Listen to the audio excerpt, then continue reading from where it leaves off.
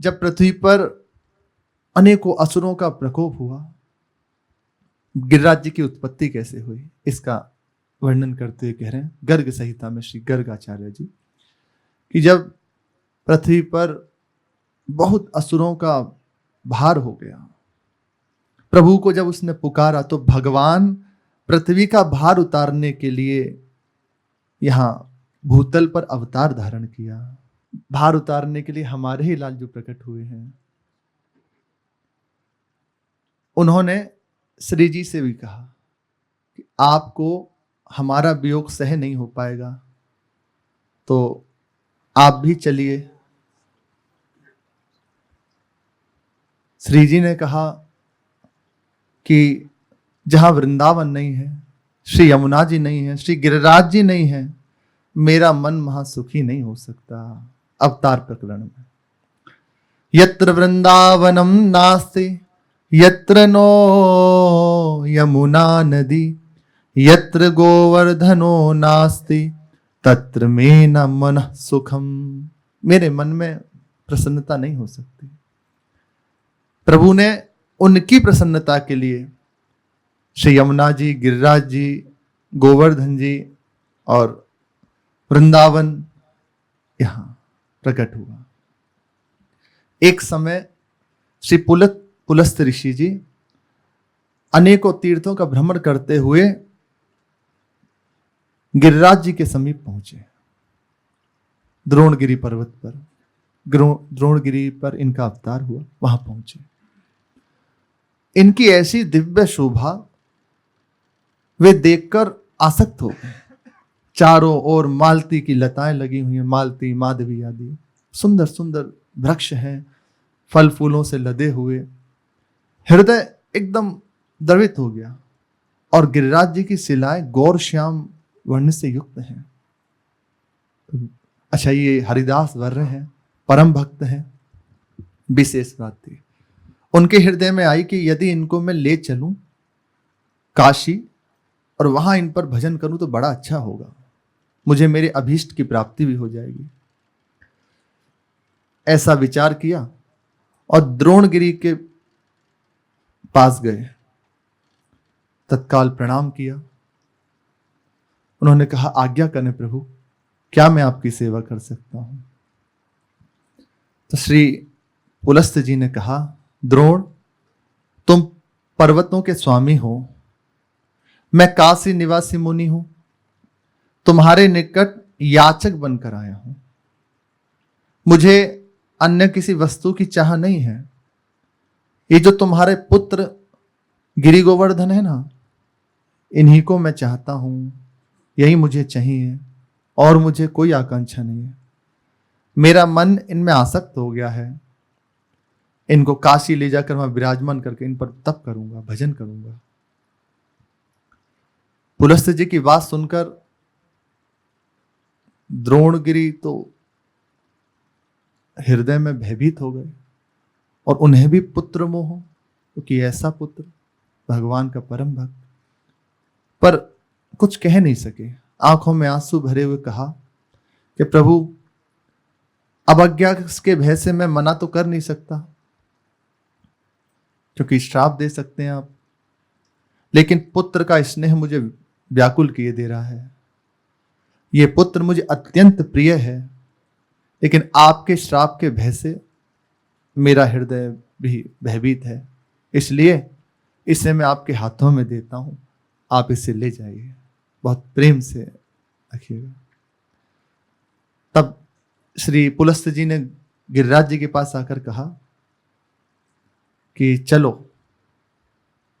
गिरिश्रेष्ठ, चलो, अब हम तुम्हें अपने साथ ले जाएंगे। तो गिरिराज जी ने कहा, मुनि, मेरा शरीर 8 योजन लंबा, 2 योजन ऊंचा और 5 योजन चौड़ा है, इसलिए आप इतने विशाल गिरी को कैसे उठाओगे?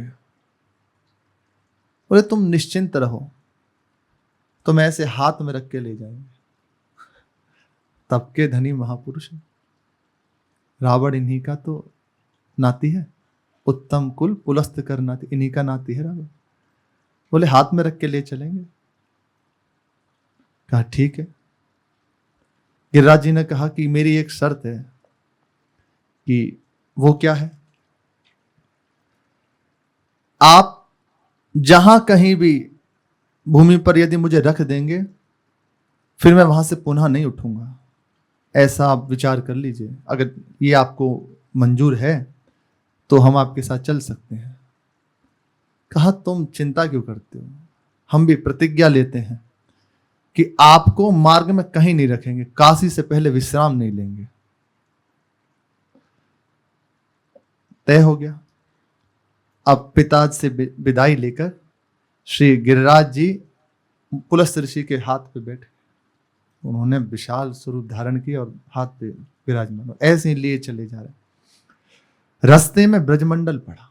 यहीं से हृदय व्याकुल हो गया कि इसीलिए तो मैं आया हूं।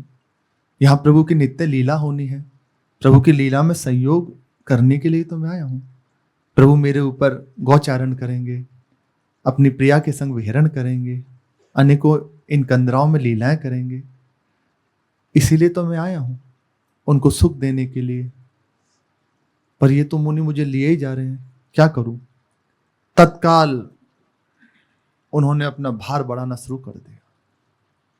दान लीला मान लीलाम हरिरत्र करिष्यति, तस्मान मया न गंतव्यम भूमि श्रेयम कलिंदजा, गोलोकादराधया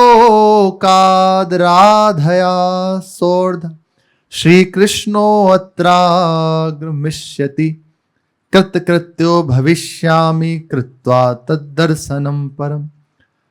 ऐसा विचार किया कि उनके दर्शन से कृत्य कृत्य हो जाऊंगा। यहां दान लीला, मान लीला, अनेकों लीलाएं होनी, गौचारण लीला। अब ये मुझे लिए जा रहे हैं। तत्काल इतना भार बढ़ा दिया अपना, इतना बढ़ा दिया, ऋषि थक गए और उन्हें लघु शंका आई। तो गिरिराज जी को यहीं, जहां गिरिराज जी विराजमान ने विराजमान किया और लघु शंका निवृत्त होने के लिए चले गए। जब वहां से वापस आए तो उठाने लगे। अब तो हिले भी ना। बहुत प्रयास किया, बिल्कुल गिरिराज जी अपनी जगह से हिले भी नहीं। उनकी इच्छा थी इसलिए आ गए, नहीं तो हिले भी नहीं। अब तो पुलस्त जी ने कहा गिरिराज जी से, उठो उठो, ये आपका भार इतना क्यों बढ़ गया है? मैं जानता हूं कि तुम रूठे हुए हो, पर अब चलो, विलंब मत करो। तो गिरिराज जी ने कहा, मुने, इसमें मेरा कोई दोष नहीं है। आपने ही मुझे यह स्थापित किया है और आपकी हमारी शर्त हुई थी कि आप मुझे जहां भी स्थापित कर देंगे, फिर मैं वहां से नहीं उठूंगा। अभी निरुत्तर हो गए। तत्काल कहा कि तू बड़ा ढीठ है, तूने मेरे मनोरथ को पूरा नहीं किया।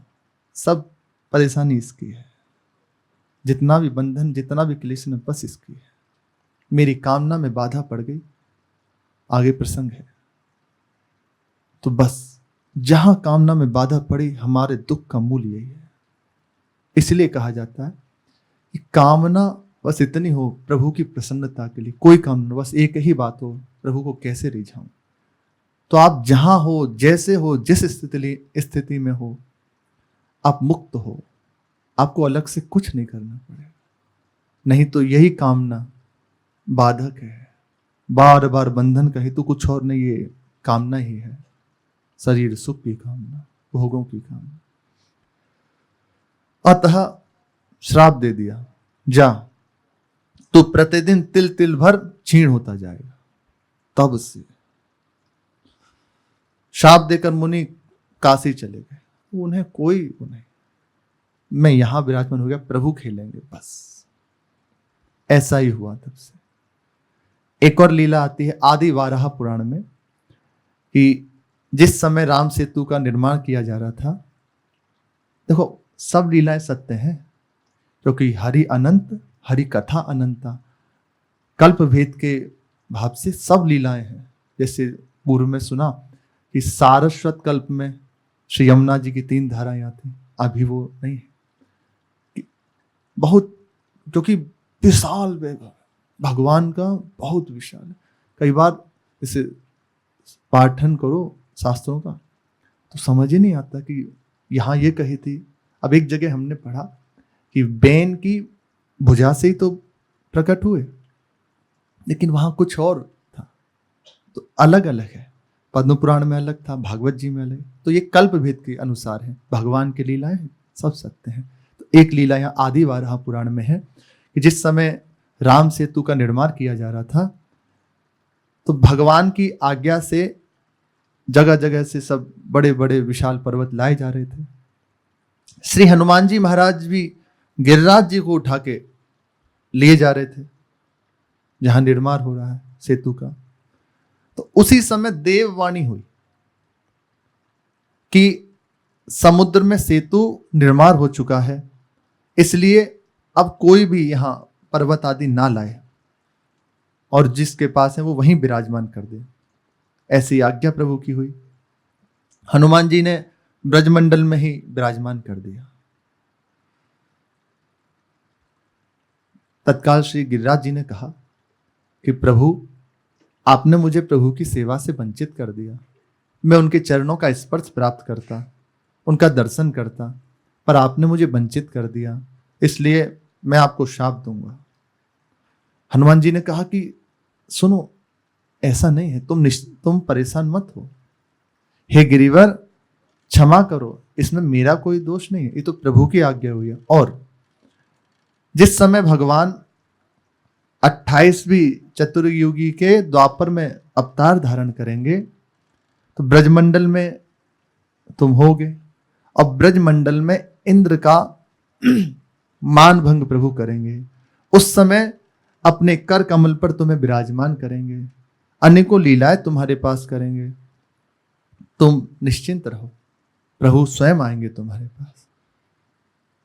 प्रसन्न हो गए श्री गिरिराज जी ये बात सुनकर। जी ऐसा ही हनुमान जी वहां से फिर श्री राम जी के पास गए और पूरी बात उनको बताई कि प्रभु ऐसा ऐसा हुआ। भगवान ने कहा आप जाओ और उनसे जाकर कहिए कि सब पर्वतों को मेरे चरणों का स्पर्श प्राप्त हुआ है, लेकिन मेरे हस्त कमल का स्पर्श, मेरे हस्त पर आप विराजमान हो गए, उनसे जाकर कहो इनकी पूजा हम कराएंगे, हमारे लिए है, हम कराएंगे। उनकी आज्ञा लेकर भगवान राम की श्री हनुमान जी पधारे और गिरिराज जी को पूरी बात बताई प्रभु की कि ऐसे ऐसे प्रभु ने कहा। गिरिराज जी गदगद हो गए। ये प्राकट्य जैसे उत्पत्ति हुई, ये इसकी महिमा।